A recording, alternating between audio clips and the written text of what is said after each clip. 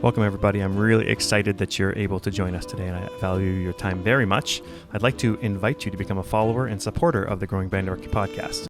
You can follow us on social media channels, including Facebook, Instagram, TikTok, and YouTube by going on growingband.com and clicking on any of those to follow us. You can also find on there now a new merchandise store, which has the Growing Band Director podcast logo and some sayings on lots of different items on there for men and women, and there's things from t-shirts and sweatshirts to other clothing and accessories. Lots of different options on there with lots of different sizes and colors. Again, a little bit of that money comes back to us at the podcast to help us keep some content going for you. Finally, I'd like to invite you to become a Patreon member. This is a listener-supported show, which means we don't take any ads besides this one. Instead, we rely on listeners like you to keep us going, right? The way to support us is by going to growingband.com and clicking on the Patreon banner. And you can choose either $5 a month, $3 a month, and you'll gain access to the episode notes as well as an audio file of every episode we've done. Among other things, this is where you'll find our repertoire list and all the different repertoire podcasts we've done in the past and will do in the future. So whether it's by clicking on Patreon, following us on TikTok, YouTube, Instagram, and Facebook, going to the merchandise store on growingband.com and ordering something for yourself or some family or friends, and also sharing the show with some other people. We really, really appreciate you being part of the show, and please reach out at any point, and there's a way to do that on growingband.com as well on the Contact Us button. Anyways, let's get to the show. I hope you enjoy it.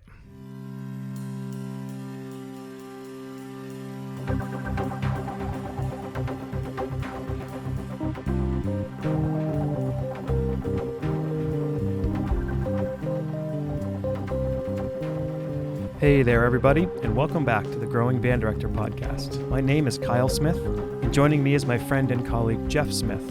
Our mission is to share practical advice and explore topics that will help every band director, no matter your experience level, as well as music education students who are working to join us in the coming years. Together, we will discuss many aspects of a well-rounded band program, but most importantly, we will discuss concepts that help us all improve our own programs each and every day. Always remember the famous quote by Ray Kroc: "When you're green, you're growing, and when you're right, you rot." Let's get started.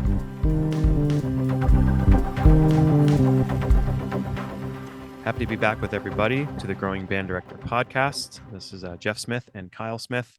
Today, we're reflecting on our teaching a little bit. We did just finish our fall marching band program. We performed in Massachusetts as well as in Maine, and just wanted to kind of rehash how things went and the, in general, reflection on our teaching. Jeff, we were just talking about, like adding more breathing stuff to our warm-up time. But then I mentioned, right, but then you're taking something else away. Like, how many things on your list are you trying to teach the kids?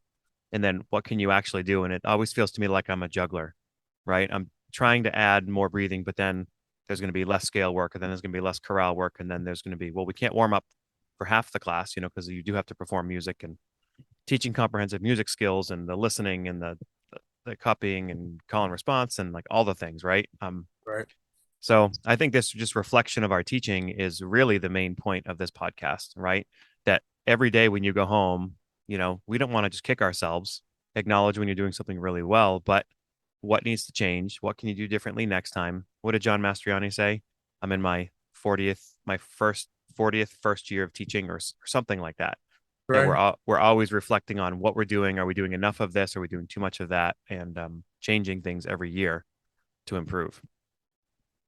It's a growing process. We continue to grow. We continue to look back what we did well, what we didn't do well, and we tend to lean more on what we didn't do well to make that better. And in the process, we might not bring something that we did well back with us in the subsequent years. And it's like a comic I sent out the other day was where the Persian drum major was standing in front of me saying, one more time. And then it comes to, this is the last time. And I think as teachers, we need to be aware of that. Sometimes we lose track of that the last time, and what can be the real wonderful positive effects of the last time. And as teachers, when we retire and it's the last time, is it the last time, or do you want to keep growing after you've retired?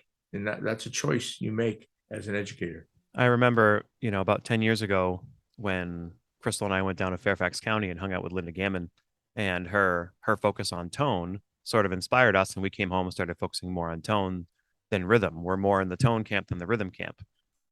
However, a few years later, we started realizing the rhythm was lower too. So, okay, now we have to teach tone and we teach rhythm, and then there's other stuff, and then it's all the key signature things, and it's just this constant battle that I think if you're a reflective music educator, you never feel like you're doing as much as you should be doing.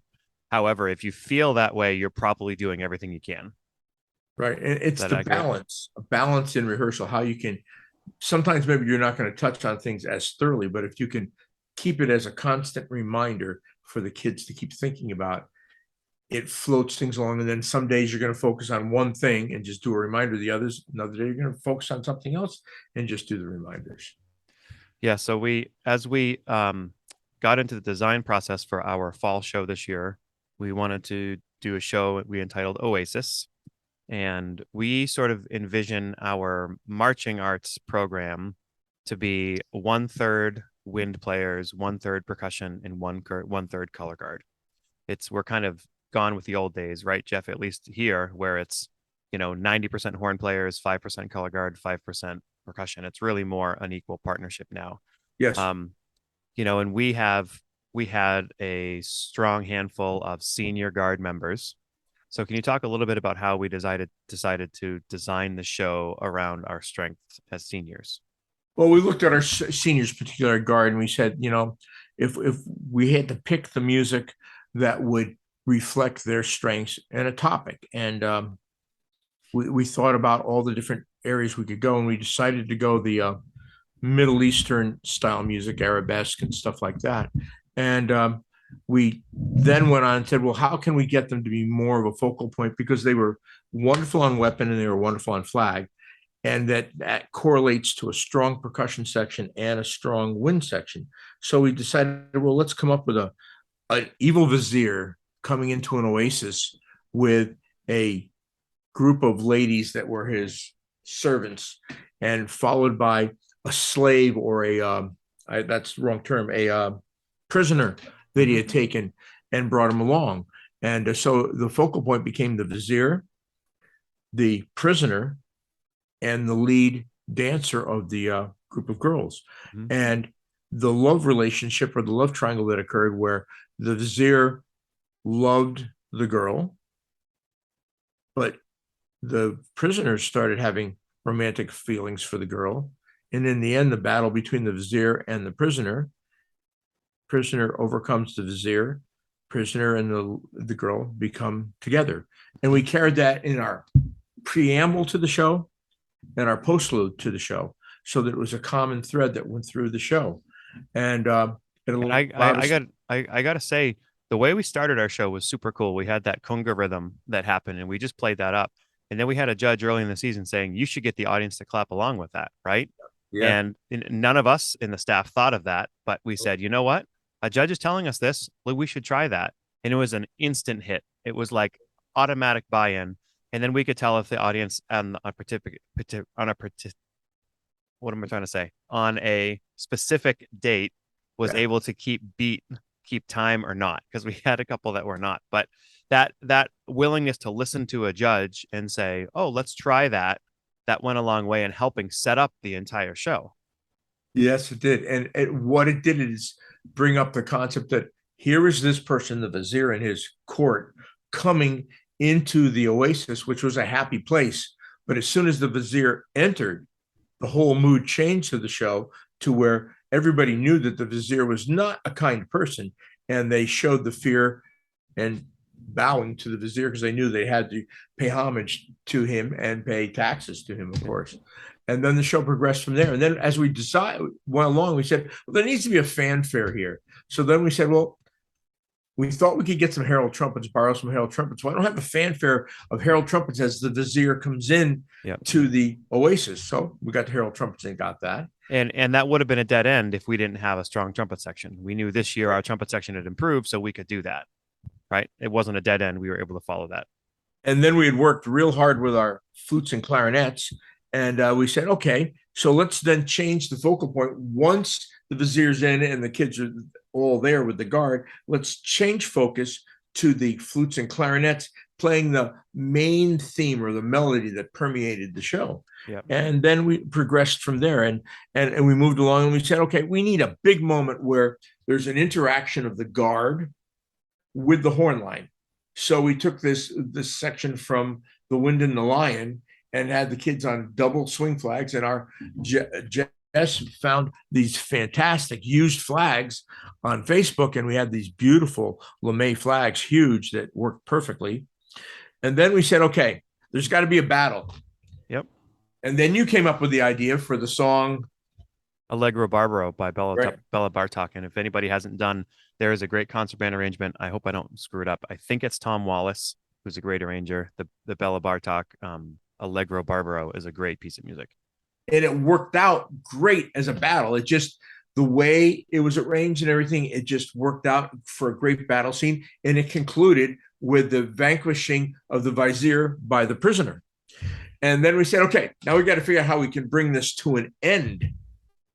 And so we brought the guard back, but instead of bringing the guard back and the woodwinds back, we wanted it to be happy, lighthearted. And so we had this very light melodic thing going on in the woodwinds.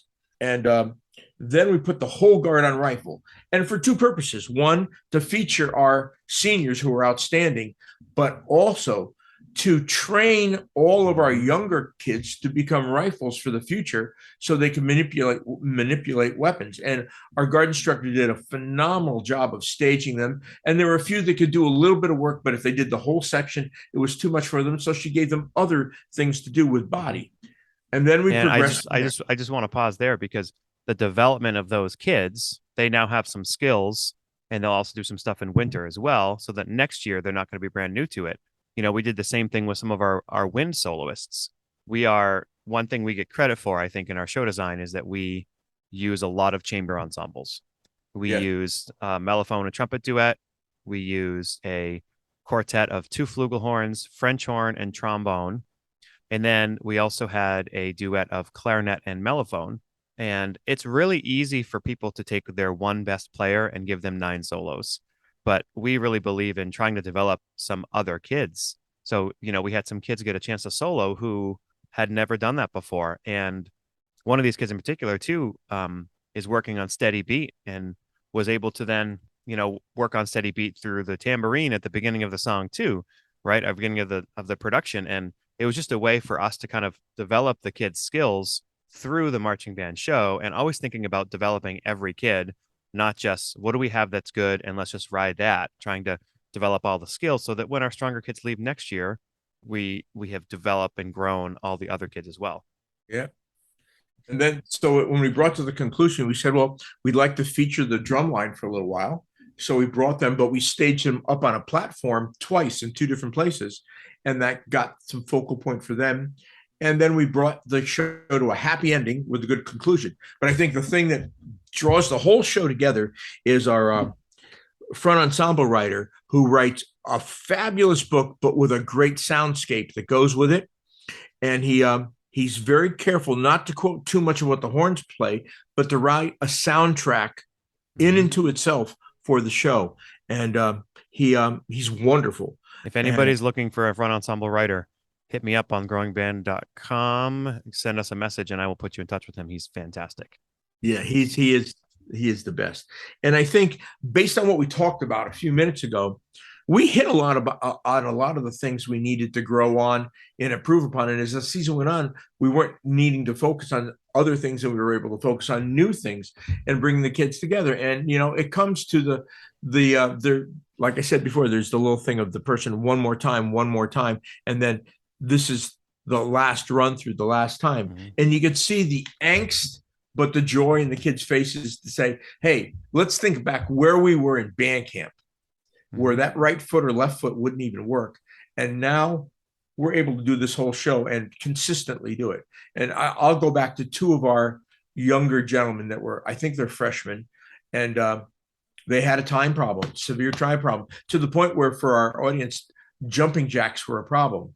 But through the whole season of focusing on time and understanding of movement to music, that's not an issue anymore. They grew, and that's the great thing, is watching the children grow. Now, does everybody grow the same speed or the same amount? No, but our job is to make the whole production grow, and they did it. And then the way we concluded the show is we went back to the drum beat again for a little bit, and the vizier was brought in on a litter, and now the litter was going out with the leader of the female leader of the dances, the prisoner together arm in arm, and the vizier in shackles being dragged behind the thing. So we went from the beginning to the end. So I like to think we try to do sort of a coda type show, and with an intro in there, and we try to keep that going so that we try to build form into our show, musically, visually, conceptually. And I think we had a good product this year. I think the show was something people really enjoyed watching, and I will just very publicly thank you, as always, for designing the show. And I'm looking to learn from you each and every year as we continue to do this.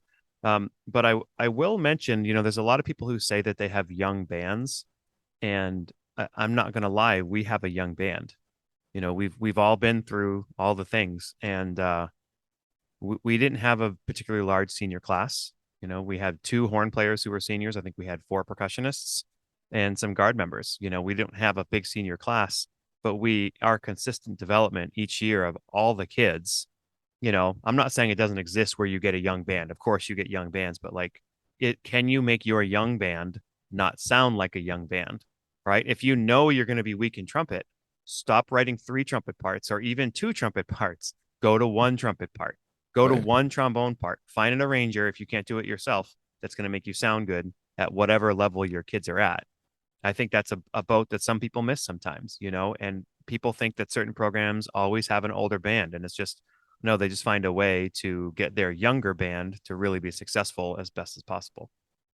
And I think the thing that you do exceptionally well, Kyle, is that you do not try to make a class 3 size band on the small side sound like a class 5 or an unlimited size class band and have them overblow their instruments. They blow within the ability of the instrument, and we work on blend and balance all the time. And we pick our chances. We pick our spots, right? Like we had a little coda to our show, the last tempo change to the end, and that's where I wanted them to save their final push. And the minute we worked on that at the show, it was noticeably different. It was like, whoa, that is stronger. And everything else, it wasn't just loud for 3 minutes. We were able to, because we could play loud in very small amounts of time. But you're right, not in comparison to 100 members or 200 members or anything like that. And I think as we talk to our listeners, as they design their shows and write their shows, a show has to have a period at the end, so the audience can clearly determine, all right, that is where it's ending. Whereas something nebulous, it leaves the audience wondering what's going to happen next. And I think that's all about design. And it's really cool when that ending is very much like the beginning. Yeah. And getting the kids to buy into the show conceptually and musically is something you do real well too, and the way you get them started and everything. So kudos. Yeah, we basically try to take the music, right? And it's just concert band music.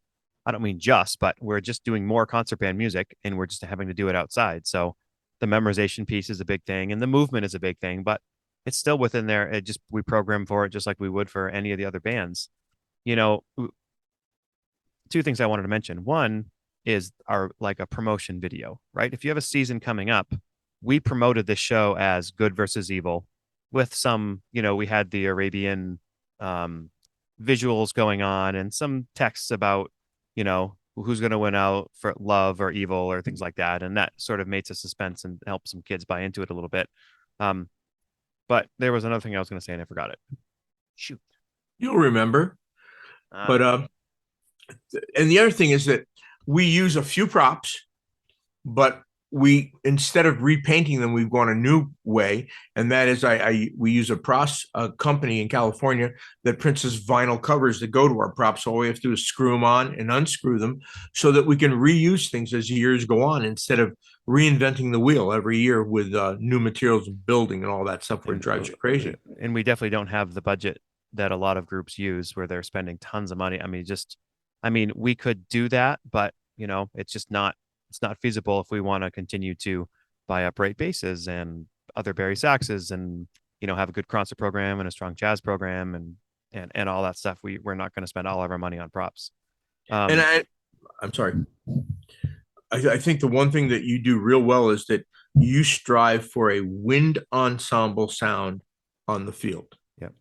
And within the confines of the design of the show. And I think some people tend to think, well, marching band's got to be loud and right in your face. Well, it really doesn't. No. That's it. It's if we're going to consider it the marching arts, we need to make it artistic. It's more like drama. It's more like a stage production. I always think of it as being a ballet with the performers doing the ballet, also playing instruments at the same time. I know all my ballet friends would say to me, I hate you, but that's just how we get it across conceptually. And I think the kids buy into it, and they like that. They like to think about the triad, the upper body, the lower body, and the use of the instrument at the same time, and how they move to portray whatever we're trying to teach them. They like that challenge. And there's something, I know there's a lot of band directors listening who do marching band, and then a lot who probably don't do marching band. That's kids really love marching band. The ones who really love it because they get to move. There's something about the movement and the performance aspect outside with all the people and the teamwork it takes to get on the field, all the gear, do the performance off the field. You need the people on your left and your right, or you're not going to be successful. So, we've found that our culture and our music program is strong because kids know they need each other. Yeah, and you push that real well. It's a team effort, or it's a family effort. There's no second chair or person sitting on the sideline. Everybody in the group is an integral part to the whole, and that's important.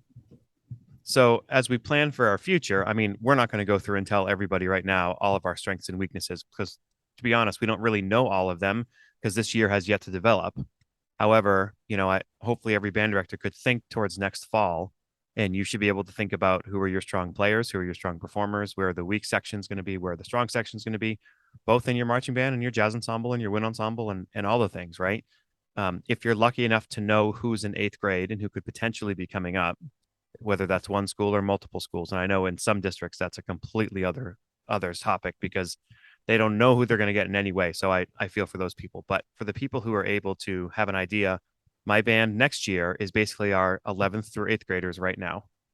Right. So I could sit there and start programming a marching band show, a jazz set, or jazz sets, and the wind ensemble program right now for what we would have next year. And that would lead us into a programming discussion, which I think we're going to do at some point here come pretty soon, about programming for our bands. But just that forward thinking ahead, so as we think next year, Jeff, like, what does our future hold? We're definitely going to have we think we'll probably have a smaller guard. That it might not happen. I know we don't want to hear that, but there's a chance. We are graduating a number of guard members, and so we'll see how many more we can get in. We made a big push for this year. We're only losing 2 horn players. We are losing, a handful of percussionists. So, like, where do we want to go from here? What is our thought process around that whole deal? Well, my thought process is that, this year we thought we were going to have a small guard too, but because of the recruitment that occurred during winter season in the guard and through the middle school, we had a fairly sizable guard. It would be nice if we could replicate that, but understand that our upper echelon of older kids won't be there next year, so we have to write accordingly to that. Well, and we have one of our brass sections is next year will be our strongest section. This year we knew that part of the guard would be our strongest section. Next year we have a core of brass players who are going to be our strongest section. So we just have to plan around that. and we know we're going to have to rebuild some of the woodwinds. So we need to emphasize, try to recruit as many woodwinds as possible. We have to restructure the battery because we have a few that are graduating there. See how we restructure that. And who knows, some of the front ensemble kids might want to be in the battery, and then get some more kids in. I think it's trying to say, okay, how big do we want to be? Well, as big as we can be, but we want to be balanced within that size area. And that's where you have a better read on that, and you tell me what you think, and we go from there. And that's what we usually do. Like, we'll meet in a couple of weeks to talk about what happened during the course of the year and where we want to go for next year. And then around January, we start the ball rolling again so that we can think about it long term and work at it long term. And we always want to build, improve, and strengthen. And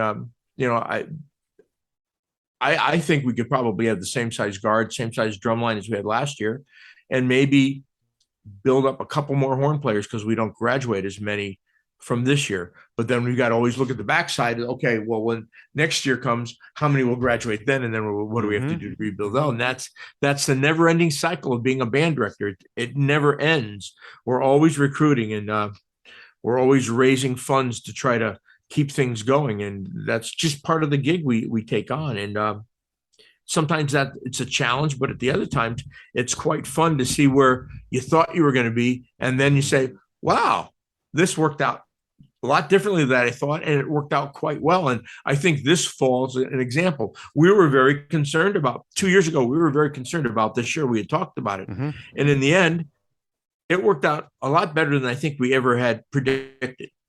But I think that's because as a staff, your staff is very positive and very engaging of all the kids. There's nobody left behind. Everybody's pulled along with the program. So then it brings us to our topic of developing artistry versus trying to create a show or a product that is always going to be a high scoring product. So I don't know. Correct me if I'm wrong, Jeff, but I think we agree on this, where we try to basically help create a show where, and this goes for jazz ensemble and for wind ensemble as well, where we try to help the kids develop as much as possible. And that's the end all and be all. Now, through that, we need an engaging show that the audience members are going to like, and that the judges will like if there are judges. And that's important too. I think the last thing we think about is score. What are we going to get for a score? I mean, I would say we think about it because we don't over program for our kids. If we pushed it too far to what they can't accomplish, then we would get very low scores. But, there are times when we have to ask ourselves, are we going to this show to win this show? Are we designing this program to win at a certain circuit? Or are we just trying to create the best show we can for our kids to help them develop as people and musicians and performers? And then if we win, then that's fine. I struggle with that every year. I say struggle, but I always feel the same way. And I think you do too, is it's more about the artistic merit and that we're trying to push the activity in a new direction than it is, can we just play it safe, keep everything in the staff, keep everything in the box, so to speak, and make it something that's safe and higher scoring. What do you think? Well, I think that you're right. Artistry is the most important thing, and making it entertaining is important.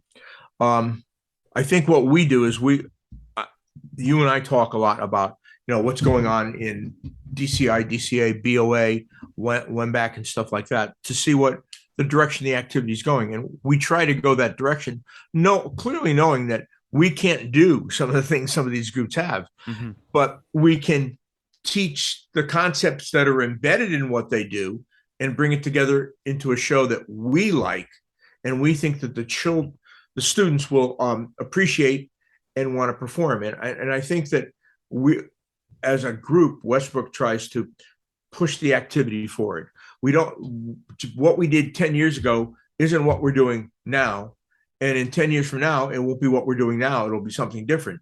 And as the activity grows, we look at DCI, for instance. We've changed our uniform concept totally. We've gone from a formal uniform to bib pants, drill masters, and then a top that's correlated to the theme of our show, and relying on more gestural movements with the head, the arms, and the legs, within the confines of the show to demonstrate what they're doing and accentuate what they're doing musically through a visual platform using the triad that we all expect from the Guard within the confines of the wind and percussion players.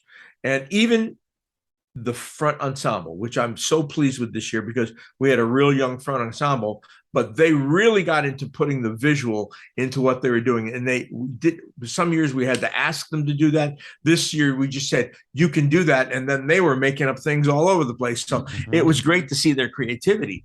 And I think that's the other thing. We have to give them a vehicle where the kids can be creative, because sometimes the kids will walk up and say, hey, do you think we could do this here? Or we could do that there? And you have to say, I think it's a great idea, but today's not the day to do it. We have to wait until we get things taught a little bit better before we can incorporate that. And some of the ideas we tried, some of the ideas didn't work, some of the ideas did work. And but the biggest lesson is the kids know we're listening to them. Yes, they know that they have a shot of their idea being used because we will listen. And they do a great job. And I think that you don't have to, you have to think about, as you said previously, the artistry. And that's the same thing that goes into your wind ensemble, your jazz ensemble, your small ensembles within the concert season. We want the kids to develop into being artistic performers that have the ability to take what they learned during high school and carry it further if they so wish, to continue to perform in college, to as adults or professionally, or just be good consumers of the activity and say, yeah. And I think that's where we had the best compliment this year. We had a group of seniors from last year tag along with us a couple of the shows, and they're saying, oh, we thought last year's show was so wonderful, but I really like this show better. And we don't want them to ever regret what they did. And we want them always to look forward and say, well, next year we're going to try something different. We'll see what happens. But I also warn our listeners, don't get caught in the trap that marching season ends in the next few weeks for wherever you are, and you got to start planning for the next year. No, you've got to go and work on your concert program and your solo ensemble stuff, your jazz ensemble, and improve that part of the program. Because if that doesn't grow, your program is only going to go so far. Amen. Speaking of future, early next week, we have a school concert here coming up. I was going to share with you what we're performing with the bands. And before we did that, there's a piece I wanted to share with you, Jeff. Do you know the Tom Wallace arrangement of Patapan? Actually, I just pulled it out, and I might use it with my community band for our holiday concert. If you have a strong percussion section and a above average flute players, it's such a great. It even has. I heard it at Midwest one year. It's got a great percussion solo right in the middle of it with like a timpani. This cool timpani. It's a timpani solo, but it's a groove. It's a timpani groove solo. It's super cool. Okay, so what am I doing with my bands? We are definitely going lower level right now so that we could perform really well right away. So some of you might think this is under programming, but it's really been great for my kids to make good music. Celtic Air and Dance by Michael Sweeney, followed by Mystery Ride by Terry White, and then Portrait of a Clown by Frank DeKelly. That's what's being done with our concert band. And then our wind ensemble is performing, Fanfare for the Third Planet, Richard Saucedo, a great piece by Gene Milford called Royal Oak, which has hints of Holst and Vaughan Williams in it at the grade 2.5 level. Cut time F major, B flat, F, and E flat major. When Spring Rain Begins to Fall by Randall Standridge, which is a great little piece. It's like new age music for concert band, which I like. And then a piece I really love by our good friend Andy Boysen Jr. Called Snapshots of Acadia. This is a really great piece. People should check out Andy Boysen's website and find this piece. It's 4 movements based on the great Acadia National Park and 4 photos that were taken from that. And it's really, it's an easier piece of music, but it's just such great imagery and great teaching I found through that. And then we're going to end with Brian Belmage's Reverberations, which is a really fun piece. I chose that piece to make my kids count because it's one of those things where you might have 4 but somebody else next to you has 3 and you have to make sure that you can really count. So, I know I'm pushing them, but it's been a good time. Concert won't be perfect, but I think they're performing at a really high level, and that's what we're playing. So cool. Well, I wish Well, you the very best, and I hope that they have an outstanding concert. I'm sorry I won't be there, but I'll be playing I'll be playing Spamalot while you're doing that. and we got all state auditions today. Are you coming to the Ooh. banquet tomorrow? I cannot. I am going down to MetLife. I had a That's right. choice. I could go watch my grandson compete last weekend in Miss Championships, or I could skip the banquet and be there last weekend. So I chose to do that. So I'm going down to MetLife to see his high school band and a few of my friends' high school bands compete at MetLife Championships. Good for you. Well, be safe. You too. Okay, see you later. You bet. Bye bye. We sincerely appreciate you taking your valuable time and listening to the Growing Band Director podcast. Your students are very lucky to have a band director like you. If you have any suggestions for episode topics or think you have an area of expertise to share on a show with us, please reach out. If you enjoyed this episode, don't forget to subscribe. And if you want to help spread the word, please give us a 5-star review and tell your band director friends to subscribe as well. We're available on Apple Podcasts, Spotify, our YouTube channel, and wherever you listen to podcasts. Thanks for listening to The Growing Band Director. See you next week.